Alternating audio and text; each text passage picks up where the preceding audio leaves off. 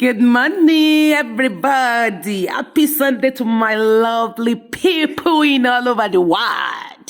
Ẹ̀yin my Yoruba people, you know I am ọmọ oko tó gbà ski. Lecture la mú wá lẹ́ni. Ní òní Sunday lecture ní oríṣiríṣi lecture la máa gbọ́ lẹ́ni. Bẹ́ẹ̀ ni, gbọ́n lecture eléyìí ó go to Ọba Ọọ̀ni Ifẹ̀. Látẹnu bàbá wa yìí, wọ́n ní ọ̀rọ̀ sí fún Ọọ̀ni Ifẹ̀ láti sọ. Wọ́n fẹ́ correct tí ò sí nínú ayé wọn.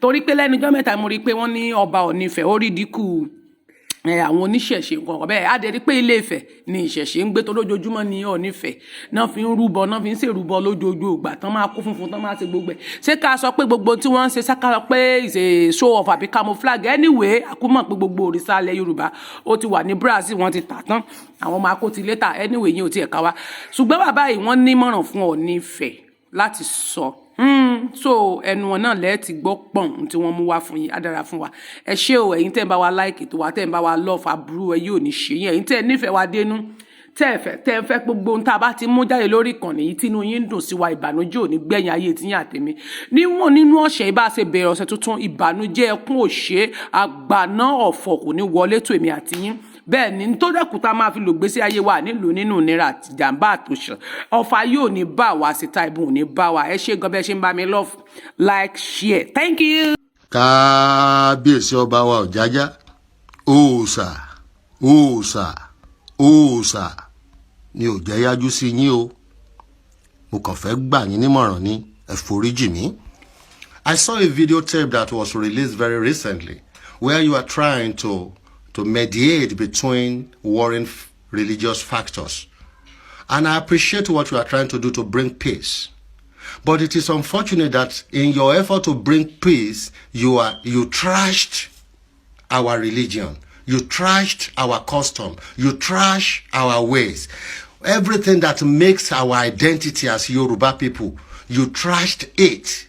You even call traditional priests as beggars. That if it is not because of you, or everything they have is trash. Kábíyèsí, if you call our ways trash, if you call our religions trash, you call everything about us trash, just for you to pacify foreign religions. It is very important for me to let you know that you are sitting on the throne in a dump yard. Bẹ́ẹ̀ni, tẹ́ bá sọ pé ẹ̀gbin ni wá, adé ẹ̀gbinlẹ̀ délé rí sà. And if you are not interested in continue wearing this crown, there are things that can be done. There are many things that can be done. In 1937, when the King of Britain realizes that he is no longer interested in the tradition of the British people, when he realizes that he can no longer abide by the rules and regulation of tradition, custom, and religion, he abdicated. Recently, the King of Spain, because he realizes that he doesn't want to continue with the responsibility of tradition, he abdicated, and his son becomes the king.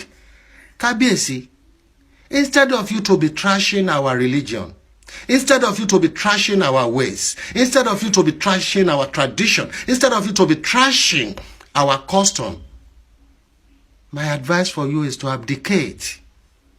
That is the most honorable thing that you can do, because there is no point you wear the crown of a trash tradition. Mi ò tó wí o Kábíyèsí, ìbà. Thanks for watching. Don't forget to subscribe to my YouTube channel TO TV News and share.